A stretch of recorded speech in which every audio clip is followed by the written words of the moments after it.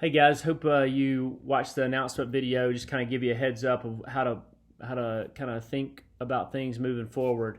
But make sure you also, as you watch this, put that PowerPoint up on your screen so you can see it and kind of watch, following along via the video.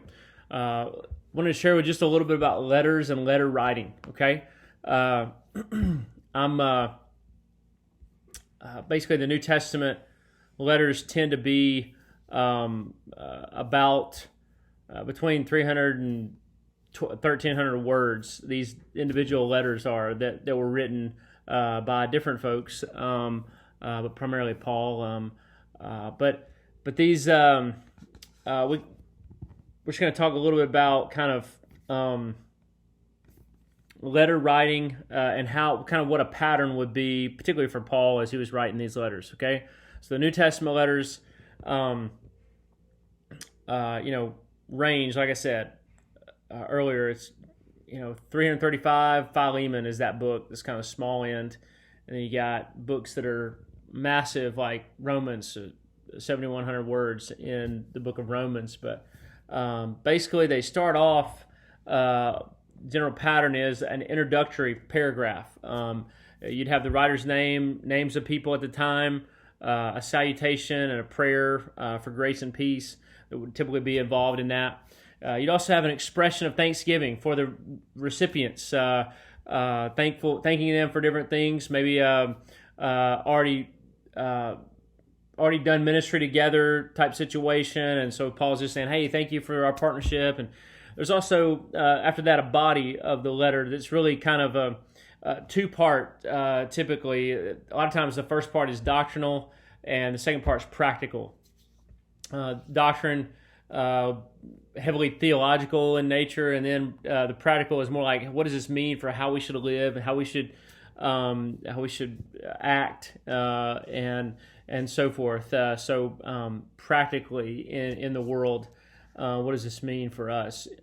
So that's kind of how he breaks it down. Then you have to have after that, you have the personal message to the certain friends, kind of in the closing of the letter, and then a conclusion to follow that. So 5 parts: introductory, section of thanksgiving, expression of thanksgiving for people, body of the letter, which I told you was broken up in 2 ways, but and then fourthly, you have personal message to certain friends, and 5, a conclusion. So I think that's going to be on the final exam. I'm pretty sure about that. So definitely want to make yourself aware of that reality.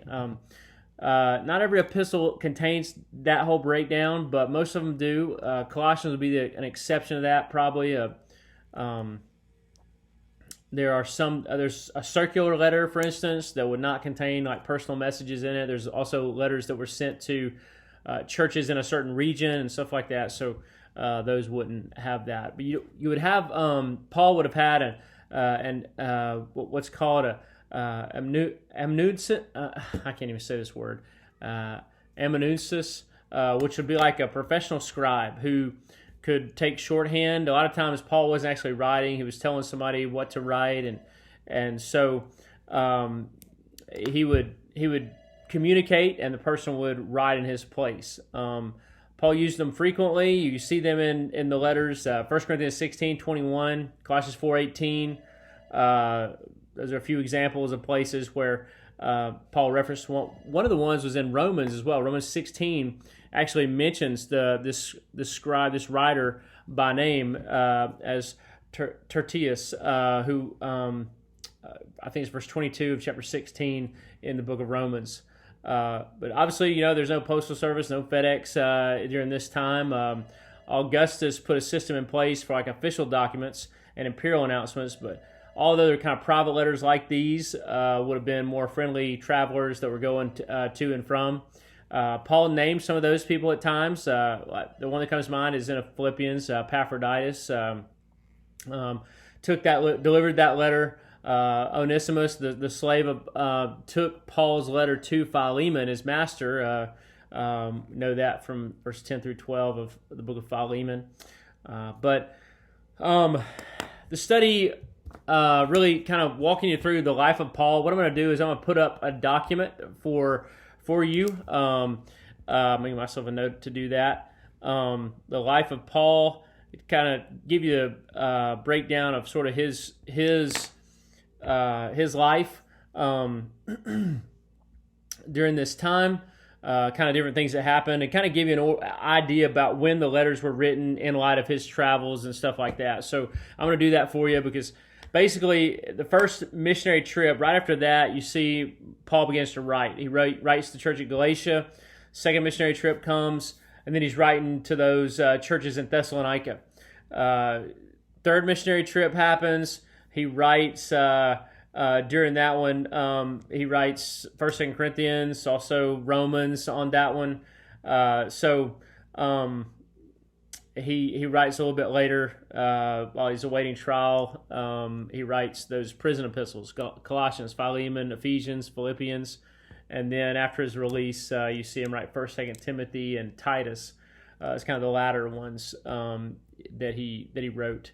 There's a lot of different thoughts about kind of dating all of that stuff. According to Acts 18, 11 through 18, Paul was in Corinth while Gallio was in office as the proconsul. And so that's one of the most significant things as far as dating Paul's life and ministry that's used. I won't go into all the detail, but that's kind of a pivotal moment for dating a lot of that stuff.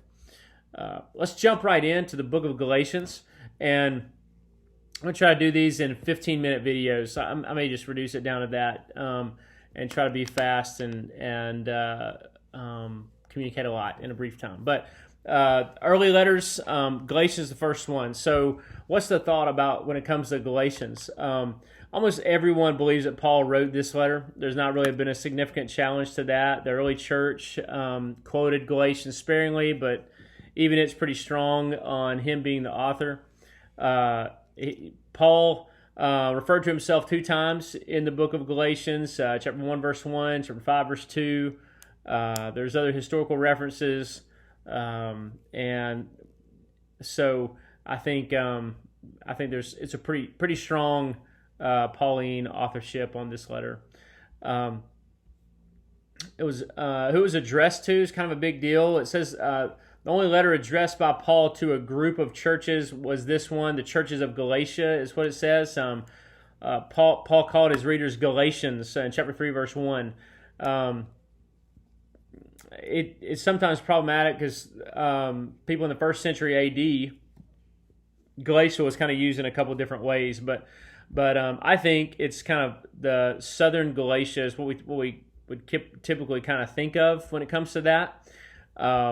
I'll spare you the details on a lot of that, but if it was South Galatian proposal, if that's true, then the letter would probably be dated around 49 to 50 A.D. Kind of one of the things the letter addresses a problem. Paul and Barnabas left the area. After they did, some Jewish Christians from Jerusalem visited the churches there in Galatia, and they started kind of causing some problems and questioned Paul's apostleship, claimed that Gentiles who became Christians had to follow Jewish legal requirements, things like circumcision, Jewish holidays, observing those in order to become mature in their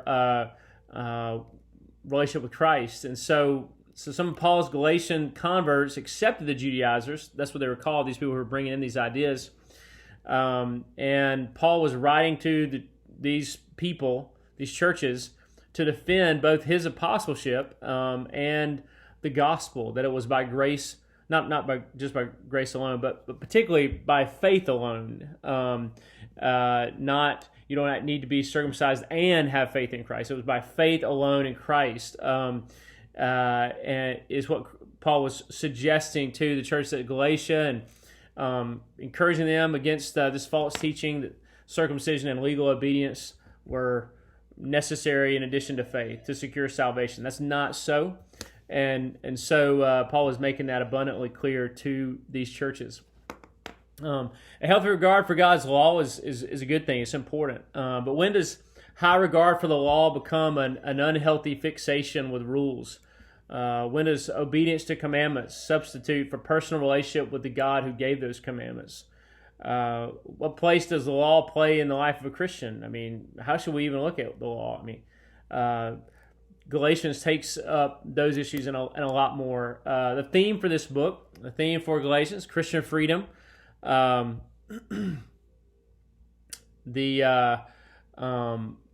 of bringing it to one of my favorite verses in Galatians is Galatians 2:20.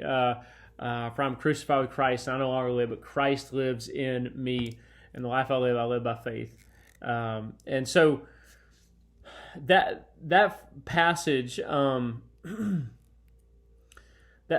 one of the many passages where Paul is saying, "Hey, listen, God's called us to trust in Him alone. It's by His grace alone, through faith alone, in Christ alone, that we're made right with God." So there's just kind of a few thoughts that are seen abundantly clear in this book. Hang on one second.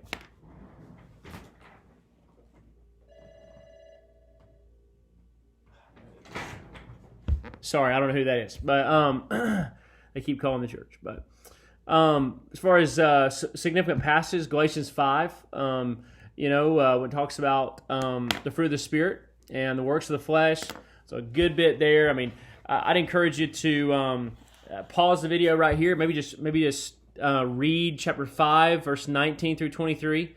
Just pause it, read that, Galatians 5, 19 through 23. And